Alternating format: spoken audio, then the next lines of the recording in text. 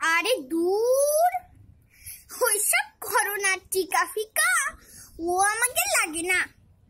আমরা দিন রাত পান খাই, মনে সুখী গান গাই, আমাদের পরাণের ভিতর কোনো ভয় ডর জাগে না। ওইসব করোনার টিকা ফিকা ও আমাকে লাগে না। তো কথা হলো কি, আয় রোজগার তো বন্ধ, চাল কিনবো কি দে? এমন তো না যে করোনা হলি পেটে লাগে না খিদে। 1 কেজি চাউল কিনতি 60 টাকা লাগে।